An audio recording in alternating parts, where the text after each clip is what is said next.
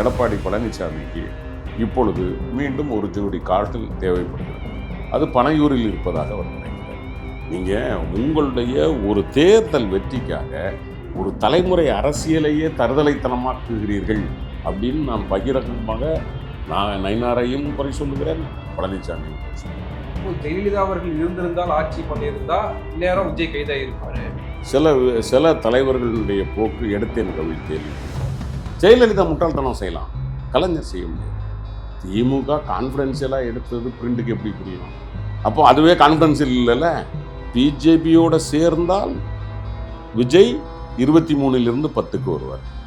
அப்போ பிஜேபி மீது தமிழ்நாட்டு மக்களில் தற்குறிகளாக திரிகிற தாவேகா தொண்டர்களே ஓட்டு போட மாட்டார்கள் பிஜேபிக்கு உருவாக. சர்மிளா டாக்கிஸ் நேயர்களுக்கு வணக்கம். இந்த நேர்காணலில் நாம் சிந்திக்கிறவர் தி ரைசிங் சன் எடிட்டரும் திமுக செய்தி தொடர்பு செயலாளருமான பேராசிரியர் திரு கான்ஸ்டன்டைன் ரவீந்திரன் அவர்கள். வணக்கம். கரூர் சம்பவம் குறித்து சட்டமன்றத்திலே முதலமைச்சர் ஸ்டாலின் விளக்கம் கொடுத்திருக்காரு. ஆனால் அந்த விளக்கம் ஏற்க முடியல அப்படின்னு எதிர்க்கட்சி தலைவர்கள், குறிப்பாக எடப்பாடி பழனிசாமி, நயினா நாகேந்திரன் உள்ளிட்டோர் கடுமையான விமர்சனங்களை முன்வைக்கிறத பார்க்க முடியுது. குறிப்பாக நயினா நாகேந்திரன் இன்னும் கான்ஸ்பிரசி தியரிகளை அதே சொல்றதையும் பார்க்க முடியுது. பல விளக்கங்கள் கொடுத்தாலும் ஏன் ஜென்ரேட்டர் ஆஃப் ஆச்சு, மற்ற இடங்கள்ல ஏன் இது நடக்கல, கரூர்ல மட்டும் ஏன் நடந்தது அப்படின்னு ஒரு கான்ஸ்பிரசி தியரியை மறுபடியும் சொல்ல ஆரம்பிச்சிருக்காங்க. இதுல திமுக அரசு பயப்படுகிறது, சிபிஐக்கு மாற்றிய உடனே பதட்டப்படுகிறது திமுக அரசாங்கம் அப்படின்னு எடப்பாடி பழனிசாமி சொல்றாரு. எப்படி இந்த சம்பவத்தை நீங்க பார்க்குறீங்க? பல நேரங்களில் நாம் பேசியாகிவிட்டது. மீண்டும் மீண்டும் முதலமைச்சர் மிக தெளிவாக சொல்கிறார், இதில் அரசியல் செய்ய வேண்டாம். இழந்திருப்பது நமது சொந்தங்கள் அப்படிங்கிறத அவர் சொன்னாலும் எதிர்க்கட்சிகள் ஒன்றுமில்லாமல் ஒரு விஷயத்தை எடுத்து அரசியல் பண்ணி கொண்டிருக்கிறார். நானும் பார்த்தேன் சட்டமன்றத்தில். பழனிசாமி, எடப்பாடி எதிர்க்கட்சி தலைவர், அவரோ நயினா நாகேந்திரனோ என்ன சொல்கிறாங்க அப்படின்னா, நிகழ்ச்சி நடந்துருச்சு, விசாரணை ஆணையம் போட்டாச்சு, அதுக்கப்புறம் அரசு அதிகாரிகள் விளக்கம் கொடுத்தது நியாயமா? சரி, இந்த கேள்விக்கு முதலமைச்சர் பதில் சொல்லிட்டார். நான் இப்போ எடப்பாடிக்கிட்டே நயினா நாகேந்திரன்ட்ட கேட்குறேன், உச்சநீதிமன்றம் சிபிஐ என்கொயரி போட்டுருச்சுல்ல, அப்புறம் நீங்கள் பேசலாமா? சட்டமன்றத்தினுடைய எதிர்க்கட்சி தலைவர், இந்த ஆட்சியில் முதலமைச்சருக்கு அடுத்த நிலையில் எதிர்க்கட்சி தலைவர் என்கிற அந்தஸ்து, அமைச்சருக்கு சமமான ஒரு அந்தஸ்து இருக்கிற நீங்கள் சட்டமன்றத்தில் நீங்கள் ஒரு தீசிஸ் எழுதலாமா? ஒரு கான்ஸ்பைரசி தியரியை நீங்கள் எழுதலாமா? போட்டாச்சு. குற்றச்சாட்டோடு நிப்பாட்டி இருந்தால் அவருக்கு பேசுவது என்னதென்று அறிந்து பேசுகிறார் என்ற அர்த்தம். வெளியே இருந்து வருகிறது போதே திட்டத்தோடு வந்து விட்டார்கள். என்னை பொறுத்த வரைக்கும் எடப்பாடி பழனிசாமிக்கு இப்பொழுது மீண்டும் ஒரு ஜோடி கால்கள் தேவைப்படுகிறது. அது பனையூரில் இருப்பதாக அவர் நினைக்கிறார். அதற்கு நாம் என்ன செய்ய முடியும்? முதலமைச்சர் அவருடைய, நீங்கள் பேசுகிறத நான் கேட்க தயாராக இருக்கிறேன், நீங்கள் பேசுங்க, வேண்டான்னு சொல்ல. ஆனால் அதுக்கு முன்னாடி நான் என்ன செஞ்சுருக்கேங்கிறத சொல்லிடுறேன், அப்புறம் நீங்கள் சொல்கிறத வச்சு நம்ம முடிவெடுக்கலாம் அப்படின்னு தான் சொல்கிறார். அவர் சொல்லியிருக்கிறதுல உங்களுக்கு குறை இருந்தால் சரி. நீங்களா அவர் நாகேந்திரன் நயினார் என்ன சொல்கிறாரு, ஜென்ரேட்டர் பவர் எப்படி? ஜென்ரேட்டர் பவரை யார் கண்ட்ரோல்? திமுகவை கண்ட்ரோல் பண்ணுது, அரசு கண்ட்ரோல் பண்ணுதா, போலீஸ் கண்ட்ரோல் பண்ணுதா? அதை அவங்க அந்த ஜென்ரேட்டர் கம்பெனி அந்த எலக்ட்ரிசிட்டிக்கு கண்ட்ரோலில் எடுத்துருந்தாங்கல்ல, இவங்க ஏரியாவுக்கு ஃபோக்கஸ் போடுற அந்த சினிமா ஷூட்டிங், இவர் விஜயோட அந்த இதுக்கு ஏதோ ஒரு படத்துக்கு சினிமா ஷூட்டிங் எடுக்கும்போது என்னென்ன வேணுமோ அதெல்லாம் அவங்களே கொண்டு வந்து வச்சுருக்காங்க. அவரே சொல்கிறாரு, இந்த பசங்க இடிச்சிக்கிட்டு வந்து இங்கே விழுந்துட்டாங்க சார் ஜென்ரேட்டரில், கரண்ட் அதுக்கு மேலேனா இதில் எலக்ட்ரிசிட்டி ஷாக் ஆச்சுன்னா எத்தனை பேரோ செத்து போயிடுவாங்க, அதனால் பாதுகாப்புக்காக நான் தான் உருவிட்டேன். ஆனால் போஸ்ட் லைட்டு, அந்த கார்பரேஷன் லைட்டு எதுவுமே, இபி எதுவுமே ஆஃப் பண்ணல. இதை தாண்டி இதை எடப்பாடி பழனிசாமி பேசுகிறார் அப்படின்னா, முதலில் நீங்கள் பேசுவதற்கு நீங்களே மறுதலையாக இருக்கிறீர்கள். விசாரணை ஆணையம் வந்த பிறகு நீங்கள் அரசு அதிகாரிகளையே பேசக்கூடாது என்று சொல்லிவிட்டு நீங்கள் ஒரு எதிர்க்கட்சி தலைவர் எப்படி பேசலாம்? அப்போ உங்களுடைய நோக்கம் என்ன? இதைத்தான் நான் எல்லாருக்கும் கேட்குறேன். அது நெருக்கடியான இடம்னு சொல்றாங்க. நெருக்கடியான இடமும் கிடையாது. ஜெனரேட்டர் ஆஃப் பண்ணப்பட்டுச்சுன்னு சொல்றாங்க. ஜெனரேட்டர் ஆஃப் ஆகல. இங்க தவைக்க நபர்கள் கூட்டம் நெரிசல்ல போய் அங்க விழுறாங்க. அதனால ஆஃப் ஆயிருக்குன்ற விளக்கம் குடுக்கப்படுது. மரங்கள் மேல ஏறுறாங்க. இதெல்லாம் பார்க்கிறாங்க. ஆனாலும் ஒரு தியரி இங்க உருவாக்கப்படுது. அத வந்து மக்கள் பலருமே வந்து ஒருவேளை இருக்குமோ அப்படின்னு நம்ப ஆரம்பிக்கிறாங்க. அப்ப இந்த உளவியல் ரீதியாக சிக்கலை எப்படி அரசாங்கம் கையாள்றதுன்னு ஒரு இல்ல. அதனால தான் அன்னைக்கே வந்து முதலமைச்சர் போய் பார்த்துட்டு, அடுத்த நாளே அருணா ஜெகதீசன் அவர்கள் குழுவ அங்க அமைச்சாங்க, அனுப்புனாங்க. ஆனாலும் மக்கள்ட்ட வந்து ஒரு பரிதவிப்பு இருந்து கொண்டு இருக்கிறது. இப்ப நயினார் கேட்கிறாரு, அங்க எல்லாம் நடக்கவில்லை. அங்கேயும் செத்துருக்கான். இங்க 41 தம்பி. அவன் போன 3 இடத்துல, விஜய் போன 3 இடத்துல, திருச்சியில 2 பேரு, நாகப்பட்டினத்துல 3 பேரு, இன்னொரு இடத்துல 2 பேர். மொத்தம் 10 பேர் ஏற்கனவே செத்துருக்காங்க. இதோட சேர்த்து 51 பேர். நான் பட்டியலே குடுத்தேன். இல்ல அப்போ இது இன்னொரு கேள்வி வருதுல்ல. அப்போ அவர் சென்ற இடங்களெல்லாம் சாவு விழுது அப்படின்னா, உயிர்கள் பறிபோகுது அப்படின்னா, அப்ப கண்காணிச்சிருக்கணும், திட்டமிட்டிருக்கணும். அப்போ இன்டெலிஜென்ஸ் ரிப்போர்ட் என்ன பண்ணிக்கிட்டு இருக்குன்ற பல கேள்விகள் இல்ல அந்த முன்வைக்கப்படுது. கேள்விக்கு தான் அரசு அதிகாரிகள் பதில் குடுத்தாங்க. ஏற்கனவே நடந்ததனால், இவருக்கு வந்து அவங்க கேட்ட அந்த குறுகிய பாதை. அந்த இதுல வந்து பக்கத்திலே பெட்ரோல் பல்க் இருக்கு. தப்பி தவறி தம்பி அங்க ஏதாவது ஒரு ஆக்சிடென்ட் ஆச்சுன்னு வச்சுக்க, என்னவாகும்னு நெனச்சு பாரு. பக்கத்துல பெட்ரோல் பல்க். எல்லார் கையிலயும் மொபைல் ஃபோன் இருக்கு. எல்லார்கிட்டயும் சிக்கல் வரும். என்னவாகும் நிலைமை? அடுத்தது வந்து ஒரு ஆத்து பாலம் இருக்கு. இவனுங்க கூட்டத்துல ஏறி விழுந்தாங்கன்னா என்னத்துக்கு ஆவானுங்க? அப்ப இதையெல்லாம் யோசிச்சு தான் வந்து குடுத்துருக்கு.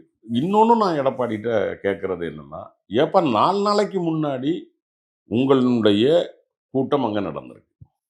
நடந்திருக்குல்ல. நாங்க அரசு அறிவிப்பின்படி, அரசு தகவலின்படி 15,000 பேர் என்று முதலமைச்சர் நேத்து சொல்றார். எதிர்க்கட்சி தலைவர். ஆனா உங்களுடைய பத்திரிகை, உங்களுடைய அதிகாரப்பூர்வ நமது அம்மா பத்திரிகை என்ன சொல்லுது? 30,000த்திற்கு மேற்பட்டோர் கரூரில் திரண்டனர் அப்படின்னு சொல்லி போடுது. சரியா? அப்போ இவ்வளவு பேர் திரண்டும் அந்த இடத்துல பிரச்சனை இல்லாம போயிருக்கு. ஆனா இங்க பிரச்சனை வருதுன்னா, அரசு இல்லை, காவலர்கள் இல்லை. அப்ப அந்த இயக்கம் தான் அந்த இயக்கத்தினுடைய நிர்வாகத்தினுடைய தவறுதான் அப்படிங்கிறத எடப்பாடி ஏன் பேச மறுக்கிறாரு? ஒருவேளை நீங்க ஒரு அரசியல் பண்ணணும். திமுகவை குறை சொல்றீங்க. சரி திமுகவை குறை சொல்லும்போது, ஒரு யதார்த்தத்திற்காவது, உண்மைக்காக இல்லாட்டாலும் ஒரு யதார்த்தத்திற்காவது, அவர்களும் செய்திருக்க வேண்டும்ங்கிறத கூட இவர் பேச மறுக்கிறார் என்று சொன்னால், ஒரேடியாக விழுந்தே விட்டேன் ஐயா என்று விழுந்து கிடக்கிறார். நாம எப்படி எழுப்ப முடியும்? மக்கள் தெளிவாக இருக்கிறார்கள்.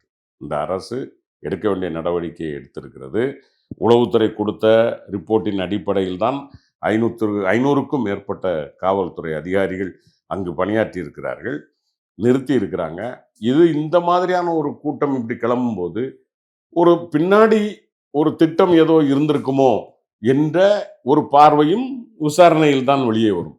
அதான் இப்போ அவங்க கான்ஸ்பிரசி தியரி இது பண்ற மாதிரி ஃபீட் பண்ற மாதிரி நம்ம ஃபீட் பண்ணக்கூடாது. ஏன்னா நம்ம அரசு எந்திரத்தை கையில வச்சிருக்கோம். இதுல தவைக்காவை தாண்டி அதிமுகவும், பாஜகவும் விஜய்க்கு ஆதரவாக, தவைக்காவுக்கு ஆதரவாக பேசுகிறது ஒரு ஒரு பார்வை இருக்கு. இருப்பினும் தவைக்கா இது எப்படி அணுகுது? எப்படி கையாளுறாங்க இந்த விவகாரத்த அப்படின்னு ஒண்ணு பார்க்க வேண்டியதா இருக்குல்ல. ஜாமீன்ல மாவட்ட செயலாளர்கள் வெளியானா இனிப்பு குடுத்து கொண்டாடுவது, புசி ஆனந்துக்கு வந்து மாலை போட்டு கொண்டாடுவது, இங்க தலைமறைவாக இருந்த ஒருவர் வெளியே நடமாடுகிறார் அப்படின்னா, அது எந்த மாரியான மனநிலையோட அவங்க கொண்டாட்டமா அந்த இடத்துக்கு போறாங்கன்னு நமக்கு தெரியல. அப்போ இந்த விஷயத்த நீங்க எப்படி பார்க்கிறீங்க? இது வந்து தம்பி இன்னைக்கு டெல்லி இதுல வந்து எடிஷன்ல வந்து தி இந்துல அந்த ஹீரோ வொர்ஷிப் அப்படிங்கிறத பத்தி எழுதுறாங்க. அந்த தத்துவம் இல்லாத இடங்களில் ஒரு தலைவன் தான் தங்களுக்கு பாதுகாப்பு என்று மனிதன் வந்து எப்பவுமே ஒரு சார்புண்ணி எதையாவது ஒன்று சார்ந்து தான் அவன் இயங்கலாம். நார்மலாகவே நம்ம முதல்ல நம்ம ஊர்க்காரனான்னு ஒரு இருக்கும். அப்புறம் கொஞ்சம் வெளியே போனால் இப்போ சென்னைக்கு வந்தீங்கன்னு வச்சுக்கோங்க. இப்போ திருநெல்வேலிக்குள்ளே நான் என் ஊரை விட்டு வெளியே இருந்தால் எங்கள் ஊர்க்காரன் யாராவது இருக்கானான்னு பார்ப்பேன். அதுவே நான் சென்னைக்கு வந்துட்டா திருநெல்வேலிக்காரன் யாராவது இருக்கானான்னு பார்ப்பேன். அதுவே நான் சென்னையை விட்டு மும்பை அங்கே போயிட்டோம்னா தமிழ்நாட்டுக்காரன் யாராவது இருக்கானான்னு பார்ப்பேன். அதுவே நான் அமெரிக்கா போனேன்னு வச்சுக்கோங்க, யாராவது இந்தியன் இருக்க மாட்டானா. முதலில் தேடுதல் இதுவாக இருந்தாலும் இது மனித இயல்பு. அப்போ தங்களுக்கு கிடைக்க வேண்டியது அல்லது தாங்கள் நினைத்த எண்ணங்கள் நிறைவேறாத போது எவனாவது ஒருத்தன் வந்து நமக்கு செஞ்சிட மாட்டானா என்பதுதான் இந்த ஹீரோ வொர்ஷிப். இது வந்து ஒரு பிளைண்ட் பிலீஃப் அப்படிங்கிறாங்க. கண்மூடித்தனமான நம்பிக்கை. நீயும் ஒன்றும் செய்ய முடியாது, நானும் ஒன்றும் செய்ய முடியாது. இந்த உளவியல் பட்டதுக்கு பிறகுதான் திருந்தணும். நல்ல வேளை இயற்கை தமிழர்களுக்கு இவரை அடையாளம் காட்டியிருக்கிறது. இவர் பக்கம் தத்துவம் இல்லை, இவர் மக்கள் மீது பாசமும் இல்லை. தம்பி, ஒரு ஒரு துடிக்குது இல்லை நமக்கு, அந்த குழந்தைங்க அங்கே இது பண்ணுறாங்க அப்படின் போது 10 மணி 11 மணி அன்னைக்கெல்லாம் உண்மையிலே என்ன சிஎம் கிளம்புறாருன்னு தெரிஞ்சு போச்சு. ஒரு 3 மணி 4 மணி வரைக்கும்லாம் நானே வரேன், என்ன ஏது அப்படிங்கிற மாதிரி. இத்தனைக்கும் அவர்கள் நம் சொந்தங்கள் அப்படிங்கிற அந்த ஒரு உணர்வு. இதுக்கு காரணம் தெரிந்தோ தெரியாமலோ ஒரு வகையில் நம்ம தான் காரணம்ங்கிற மனச்சாட்சி உறுத்தி இருந்தால், திருச்சியிலே இல்லைனாலும் இந்த வீடியோவையாவது ஒரு நாளுக்கு முன்னாடி 2 நாளைக்கு முன்னாடி 3 நாள் கழிச்சு தர்ம யுத்தம் இருக்க சொன்னவர்கிட்ட போய் ஆலோசனை கேட்டு அவங்க அனுப்புன ஆள் மூலமா வீடியோ ரெக்கார்ட் பண்ணப்பட்டு, ஏன்னா இவர் செல்ஃப் வீடியோ இல்லை அது. ஓகே, அப்போ இவ்வளவும் நடக்குதுன்னா இது ஒரு பின்னாடி ஒரு சதி இருக்குன்னு புரியுதா? தமிழினம் விழித்து கொள்ள வேண்டும், அவ்வளோதான் நான் சொல்லுவேன். திமுக, அதிமுக இப்படியெல்லாம் நீங்கள் பார்க்காம, தமிழினத்திற்கு விரோதமான ஒரு இனம் இங்கே நம்மில் இருக்கிறவர்களை வைத்துக்கொண்டே ஆட்டி படைக்கிறது. இது இன்றல்ல நேற்றல்ல, நமது அரசர்கள் இருந்த காலங்களிலேயே இந்த ஊடுருவல்கள் இருந்திருக்கிறது. இன்றைக்கும் அந்த ஊடுருவல்கள் இருக்கிறது. தெரிந்தோ தெரியாமலோ நமது பிள்ளைகள் அதற்கு பலியாகாமல் பார்க்க வேண்டிய பெரும் பொறுப்பு நமக்கு இருக்கிறது. அந்த பிள்ளைங்களை நம்ம தான் எஜுகேட் பண்ணணும். ஆனால் இப்போ இருக்கிற இந்த ஜென்செட் அப்படின்னு சொல்கிற இந்த குழந்தைங்க கிட்ட நீ நேரடியாக நீ தப்பு பண்ணுறன்னா அவன் சண்டைக்கு வருவான். அவன்கிட்ட உட்காந்து தான் பேசணும். தம்பி, நீ செய்கிறது ஒரு வகையில் அந்த வயசில் சரி தம்பி, ஆனால் அப்படி பண்ணக்கூடாது அப்படிங்கிறத அவங்களுக்கு புரிகிற விதமாக. இப்போ எங்களுக்கெல்லாம் எங்கள் அப்பா அம்மா வந்து பட்டேர்னு ஒன்று போட்டுருவாங்க, முடிஞ்சு போச்சு. தப்பு செஞ்சால் அடி விழும், முட்டங்காலில் விழும். எங்கள் பக்கத்துலலாம் முழங்காலில் விட்டு கையை விரிச்சிடுவாங்க, விரித்து கையில் 2 தேங்காய் வேற தந்துடுவாங்க. சிலுவையில் நின்ற மாதிரி நிற்கணும் தப்பு பண்ணா. முன்னாள் முதலமைச்சர், தமிழ்நாட்டினுடைய பாஜக மாநில தலைவர் அவர்களே அந்த தியரியை அவங்க பேசுறாங்க அப்படின்றப்போ நம்ம இளைஞர்களை எப்படி குறை சொல்ல முடியும்? அதுதான், அதாவது இந்த அரசியல் ஆதாயத்திற்காக இப்பவும் நான் சொல்றேன், அடுத்த தலைமுறை அரசியல் எப்படி போகுது அப்படிங்கிறத நினைக்கும் போது வருத்தமாக. நீங்க உங்களுடைய ஒரு தேர்தல் வெற்றிக்காக ஒரு தலைமுறை அரசியலையே தருதலைத்தனமாக்குகிறீர்கள் அப்படின்னு நான் பகிரங்கமாக நயினாரையும் குறை சொல்லுகிறேன், பழனிசாமியும் குறை சொல்லுகிறேன். அரசியல் பண்ணுங்க, வேண்டாம்னு சொல்ல, நீங்க பண்ணித்தாகணும். ஒரு கட்சி ஆளுங்கட்சியாக இருக்கிற போது இன்னொரு கட்சி அரசியல் பண்ணித்தாகணும். எதுல பண்ணணும், எப்படி பண்ணணும்னு கூட இருக்கு. அதை நான் மீண்டும் மீண்டும் அதைத்தான் சொன்னேன். அதாவது தம்பி, ஒரு ஒரு ஒரு வீட்டில் சின்ன பையன் இருக்கிறான், ஒரு 20-22 வயசுன்னு வச்சுக்கோங்களேன். அந்த பையன் 15 வயசுலேருந்து பைக் ஓட்டுவான். நல்லா பைக் ஓட்டுற பையனாக இருப்பான். அவங்க திடீர்னு அவன் என்ன பண்ணியிருப்பான், அவங்க அப்பாட்ட வந்து ஒரு ஸ்போர்ட்ஸ் பைக் எல்லாம் ஏதோ ஒன்று வாங்கி கேட்டிருப்பான். இவன் வாங்கி கொடுத்துருப்பான். போன இடத்துல ஏதாவது ஒன்று நடந்து போச்சுன்னா எடுத்த உடனே நம்ம மக்களை என்ன சொல்லுவான் தெரியுமா? அந்த பையனுக்கு இந்த பைக் அவசியமா, அவன் அப்பனை சொல்லணுமியா அப்படிமா முதல்ல. ரைட், அதே மாதிரி தான் இதுலையும் அரசாங்கத்தின் மீது முதல்ல வரும். ஓகே, ஆனால் போக போக தெரியும் போது அந்த பையன் 10 வருஷமாக வண்டி ஓட்டுறான், அந்த தெருவில் இருக்க பிள்ளைங்கள்லாம் சொல்கிறாங்க அவன் நல்லா வண்டி ஓட்டுவான், நல்ல எக்ஸ்பீரியன்ஸு, அப்பவுமே கேட்டான் அவங்க அப்பா வாங்கி கொடுக்கல, எல்லாம் தெரிஞ்சதுக்கு பிறகு தான் அவர் வந்து செஞ்சு கொடுத்தாருன்னு சொல்லும்போது தான் அப்புறம் என்னையா பண்ணுவார் பாவம், அவனும் ஒரு அப்போ தானே புள்ள ஆசைப்படுறதுனால வாங்கி கொடுத்தான்னு அப்போ அதுக்கு பிறகு தான் அப்பாவுக்கான அந்த சுமை குறையும். அதுக்கப்புறம் தான் இறந்த புள்ள பண்ண தப்புது அதெல்லாம் தவறு ஒரு நடந்த பாதிக்கப்பட்ட பிள்ளையோட யதார்த்தம் வெளியிடும். அது மாதிரி தான் இன்றைக்கி இந்த அரசாங்கம். ஒரு தந்தையின் ஸ்தானத்தில் தமிழ்நாடு அரசு முதலில் அக்யூஸ் பண்ணப்படுகிறது. அப்புறம் நடந்ததையெல்லாம் பார்க்க பார்க்க வருகிற பொழுது சரியாகத்தான் இருந்திருக்கிறது என்ற இடத்திற்கு தமிழ்நாட்டு மக்கள் வந்து விட்டார்கள். இவர்கள் அரசியலுக்காக பேசிக்கொண்டிருக்கிறார். இன்னொரு பக்கம் கிட்னி திருட்டு விவகாரமும் சட்டமன்றத்தில் மேலோங்கி இருக்கிறத பார்க்க முடியுது. பேட்ச் அணிஞ்சிட்டு வராங்க, கருப்பு பேட்ச் அணிஞ்சிட்டு வராங்க. சில பேர்லாம் வந்து கிட்னிகள் ஜாக்கிரதைன்னு போட்டுட்டு வரதெல்லாம் பார்க்க முடியுது. அப்போ இந்த விவகாரம், கரூர் விவகாரம் அரசியல் காரணங்களுக்காக, கூட்டணி காரணங்களுக்காக வந்து அவங்க ஒரு வதந்திகளை பரப்புறாங்க அப்படின்றத நம்ம ஏற்றுக்க முடியுது. ஆனால் கிட்னி திருட்டு அரசியல் ரீதியாக ஒரு இல்லை, தவறு நடந்திருக்கிறது. 4 பேர் கைது பண்ணப்பட்டிருக்கிறார்கள் என்று நம்புகிறேன். அதில் தொடர்புடையவர்கள் தொடர்ந்து விசாரணை வளையத்திற்குள் இருக்கிறார்கள்.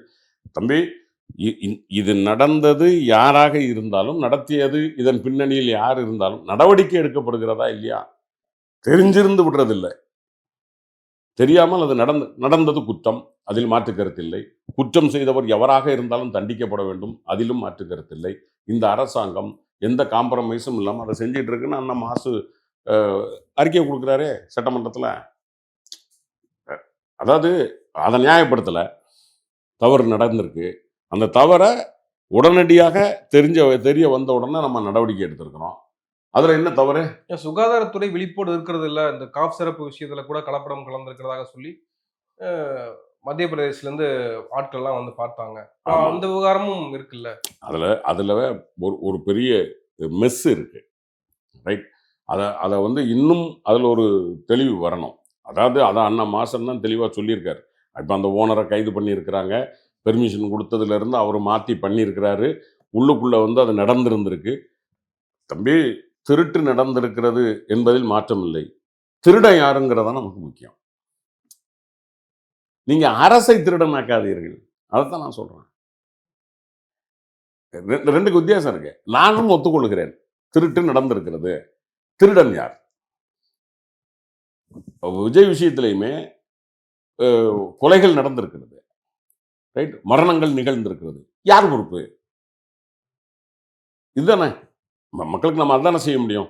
அதே மாதிரி பாவம் குழந்தைகள் இறந்திருக்கிறது. அந்த தாய் தகப்பனுக்கு நம்ம பேசுறதுனால எதுவும். ஆனால் உலகம் இயற்கை அப்படித்தானே இருக்கு. உலக நடைமுறையில் ஒரு நிகழ்வு நடந்து விட்டால் அது தெரிஞ்சு நடந்தா ஷூட் பண்ணணும், கொலை பண்ணணும். அது வேற. தெரிஞ்சே செய்கிறவனும் போட்டல்னா தான் வேலைக்கு ஆகும். இல்லைன்னா அடுத்தவனும் இன்னும் பண்ணிக்கிட்டு இருப்பான். பட் ஒரு அரசியலமைப்பு சட்டத்தை நம்ம ஏற்றிருக்கோம்ல, அதுக்குள்ள நின்று தானே நம்ம போக வேண்டியது இருக்கு. குற்றவியல் நடைமுறை சட்டமோ ரைட். எதுவாக இருந்தாலும் நீங்கள் சட்ட ரீதியாகத்தானே போக முடியும். கை எடுத்து கவிழ்த்தேன் என்று கையில் எடுக்க முடியாதுல்ல சட்டத்தை. இல்லை, அந்த 2 நாள் கேப்ல வந்து குறிப்பாக பொது தளங்கள்ல பொதுவாக வைக்கக்கூடிய விமர்சனங்கள், குறிப்பாக ஜெயலலிதாவினுடைய அந்த ராமதாஸ் வீடியோ வந்து இணையதளத்தில் வைராக போறதும் பார்க்க முடியுது. என்னை கைது பண்ணி பாருங்க, கைது பண்ணுங்க அப்படின்னு ராமதாஸ் கேட்டவுடனாக சட்டமன்றத்திலேயே அவர் கேட்டதனுடைய விளைவாக நாங்க வந்து வழக்கு பதிவு பண்ணியிருக்கோம், கைது செய்யப்பட்டிருக்கோம் அப்படின்னு ஜெயலலிதா அவர்கள் பேசுறாங்க. அப்போ ஜெயலலிதா அவர்கள் இருந்திருந்தால், ஆட்சி பண்ணியிருந்தா இந்நேரம் விஜய் கைதாகி இருப்பாரு, அடுத்த நொடியே விஜய் கைதாகி இருப்பாரு, திருச்சியை தாண்டி இருக்க மாட்டாரு அப்படின்ற விமர்சனங்கள் முன்வைக்கப்படுதுல. இல்ல, அதாவது என்னன்னா சில தலைவர்களுடைய போக்கு எடுத்தேன் கவிழ்த்தேன்னு இருக்கும். இப்போ ஜெயலலிதாவை பொறுத்த வரைக்கும் ஒரே கையெழுத்தில் 1.5 லட்சம் அரசு ஊழியர்களை வீட்டுக்கு அனுப்பினார் அப்படிம்பான். ஆனா அதே ஜெயலலிதா மறுபடியும் ஒரு கையெழுத்தை போட்டு அதே 1.5 லட்சம் அரசு ஊழியர்களையும் உள்ளே எடுத்தார் நீதிமன்ற ஆணையின்படி. எவனும் பேச மாட்டான். ரைட். இன்னைக்கு நீங்க சொல்றீங்கல்ல ராமதாஸ் அவர்கள், அப்புறம் ராமதாஸ் அவர்கள் எப்படி வெளியே வந்தாங்க? நிறைய தலைவர்கள்லாம் கேட்டுக்கொண்டதின்படி கொடுத்தாங்கல்ல. அதைத்தான் சொல்றேன். அதாவது இது இது இது இது வந்து என்னன்னா, சில நேரங்களில் தங்களை தாங்களே காட்டிக்கொள்ளுகிற ஒரு பிம்ப அரசியல். அதை திமுக ஒருபோதும் செய்யாது. நீங்க இதுவரைக்கும் கலைஞரனுடைய அரசியல், இப்போ தலைவர் வந்து இப்போ ஒரு 7 வருஷம்னு வச்சுக்கோங்களேன். 2018 இருந்தால் அவர் தலைமை தாங்கி வர்றாரு. தலைவர் கலைஞருடைய அரசியல் ஒரு நீண்ட அரசியல். 69 அண்ணாவிற்கு பிறகு இருந்து அங்கே 31, இங்கே ஒரு 18, 49 வருஷம், 50 வருஷம்னு வைங்களேன். தலைவர் கலைஞர்கிட்ட அப்படி எடுத்தேன் கவிழ்த்தேன் ஒரு இடத்த சொல்லுங்களேன். இருக்கவே இருக்காது. திமுக பேர் வந்து பயம்ன்றாங்க. இல்ல, பயம்னு அவங்க சொன்னாங்க. அஞ்சுதலுக்கு அஞ்சாமை பேதமை. அவங்ககிட்ட சொல்லுங்க. எதுக்கு அஞ்சணுமோ அதுக்கு அஞ்சாமல் இருப்பது பேதமை, முட்டாள்தனம்டா. ஜெயலலிதா முட்டாள்தனம் செய்யலாம், கலைஞர் செய்ய முடியாது. கலைஞருக்கான வரலாறு வேறு. அவருடைய வழியில் வரக்கூடிய மு.க.ஸ்டாலின் என்கிற தனி மனிதனினுடைய வரலாறு வேறு. எங்க இயக்கம் அப்படி எதுவுமே இதுவரைக்கும் அப்படி முன்னுக்கு பின் கால் வச்சுட்டு பின்னாடி போயிருக்காங்களான்னு பாருங்க. இருக்கவே இருக்காது. தலைவருடைய ஆட்சியிலையும் இருக்காது, தளபதியோட ஆட்சியிலையும் இருக்காது. ஜெயலலிதா பண்ணலாம். ஒண்ணுமில்லை தம்பி. அந்த நம்ம இவரு காஞ்சி சங்கராச்சாரியாரை தூக்கி ஜெயலலிதா உள்ள வச்சுச்சுல, இதே சாதாரணமா இதை ஏத்துக்கிட்ட எல்லாரும் தலைவர் கலைஞர் செஞ்சிருந்தா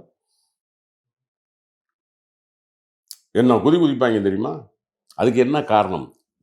ஏன் ஜெயலலிதாவை அவர்கள் உரசுவதில்லை, ஏன் கலைஞரை உரசுகிறார்கள் என்பதுதான் ஒரு நூலிலை வித்தியாசம். அதை நாம் புரிந்து கொள்ள வேண்டும். தி பிரிண்ட் இணையதளத்துல வந்து ஒரு ஆர்டிகிள் வெளியிடப்பட்டிருக்கு. அதுல திமுக ரகசியமாக கான்ஃபிடென்ஷியலாக வந்து ஒரு சர்வே எடுக்கப்பட்டதாகவும், அந்த சர்வேல ஒருவேளை ஏடிஎம்கே, பாஜக, தாவேகா வந்து ஒன்றாக வந்தால் வந்து 35% அவங்க வரதுக்கான வாய்ப்புகள் இருக்கு. தாவேகாவுக்கு தனிப்பட்ட ரீதியாக 23% வாக்குகள் இருக்கு அப்படின்னு திமுக எடுத்த சர்வேலயே வந்திருக்கு அப்படின்னு அந்த ஆர்டிகிள் இருக்கு. அது நீங்க எப்படி பார்க்குறீங்க? இத மாதிரி ஒரு முட்டாள்தனமான கட்டுரையை நான் இதுவரையும் படிச்சதில்ல. நானும் தி பிரிண்ட் படிச்சிருக்கேன், தி வயர் படிக்கிறேன். நிறைய பேருடைய பிளாக், ஏன்னா நமக்கு அப்போ தான் பார்வைகள் தெரியும் என்ன மாதிரி பார்க்குறாங்க அப்படின்னு. அந்த கட்டுரையை படித்தேன். இவன் 3 பேரும் சேர்ந்தா 35, விஜய்க்கு தனியே 23. அப்போ இவன் 2 பேருக்கும் 12. டிவிகே, ஏடிஎம்கே, பிஜேபி மூன்றும் சேர்ந்தால் 35 வருகிறதாம். தனிப்பட்ட முறையில் டிவிகேவுக்கு 23% வருகிறதாம். இது எப்படி, எந்த வகையில்? அப்போ ஒன்று புரியுதா? அதாவது 23% அப்படின்னு அவருங்க சொல்றாங்க. யதார்த்தத்தில் இன்னைக்கு சூழ்நிலையில் அதிமுகவுக்கு 20.6% சொல்றாங்க. அதாவது லிஸ்ட் 19.86 அல்லனா 20, சரியா? பிஜேபிக்கு 5, 25. அப்போ 35 வருதுன்னா 10% டிவிகேக்கு. நான் சொல்றதை கரெக்டாக ஃபாலோ பண்ணிக்கங்க. 10.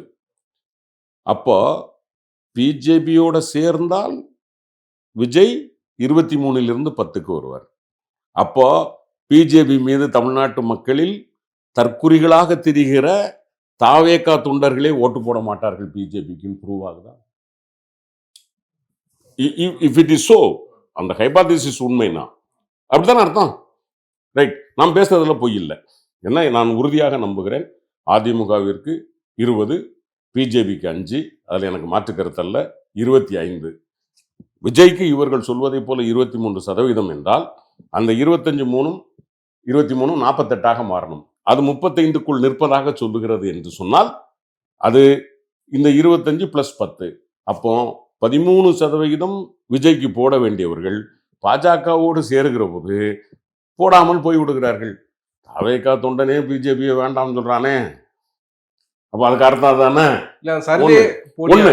இன்னொன்னு, திமுக கான்ஃபிடென்ஷியலா எடுத்தது பிரிண்ட்டுக்கு எப்படி புரியும்? அப்போ அதுவே கான்ஃபிடென்ஷியல் இல்லைல்ல. கான்ஃபிடென்ஷியலா எடுத்தா தம்பி, திமுக கான்ஃபிடென்ஷியலா எடுத்தால் தலைமை கழகத்தில் இருக்கக்கூடிய தலைவர் உள்ளிட்ட நிர்வாகிகள் ஒரு 15 பேர், ஒருவேளை 2ஆம் கட்டத்தில் இருக்க எங்களை போன்ற ஒரு 20 பேர், எவ்வளவு தானே தெரியலாம். அது ஒரு பிரிண்ட்ங்கிற ஒரு மீடியாவுக்கு போகுது அப்படின்னா அது எப்படி கான்ஃபிடென்ஷியல்? ஸோ ஒரு நேரேஷன் செட் பண்ண விரும்புகிறாங்க. விஜய்க்கு வந்து அரௌண்ட் 20% இருக்குது அப்படிங்கிற மாதிரியான ஒரு நேரேஷன் செட் பண்ணுறாங்க. நீங்கள் எதை பண்ணாலும் சரி, நீங்கள் பண்ணுகிற போதே தப்பு பண்ணுகிறீர்கள். நீங்கள் கதை எழுதுகிற போதே ஓட்டையை வைக்கிறீர்கள். 1. 2வது, நீங்களே அதே கதையில் ஒத்துக்கொள்கிறீர்கள். பிஜேபி என்கிற பாறாங்கல்லை எவன் தூக்கி சுமந்தாலும், சொல்ல போனால் இளைஞனாக இருக்கிற விஜயை கூட பிஜேபி என்கிற பாறாங்கல்லை தூக்கி சுமந்தால் 10 தான் நிற்கும், 13 பறந்துவிடும் என்று சொல்லுமானால் அந்த ஒரு வகையில் நான் தமிழ்நாட்டு இளைஞர்களை பாராட்டுகிறேன். ஏனென்றால் அவர்கள் நம் இனத்திற்கு எதிரானவர்கள் யார் என்பதில் உறுதியாக இருக்கிறார். நன்றி. நிறைய விஷயங்களை பகிர்ந்துருக்கீங்க. உங்க நேரத்துக்கு மிக்க நன்றி. மிக்க நன்றி.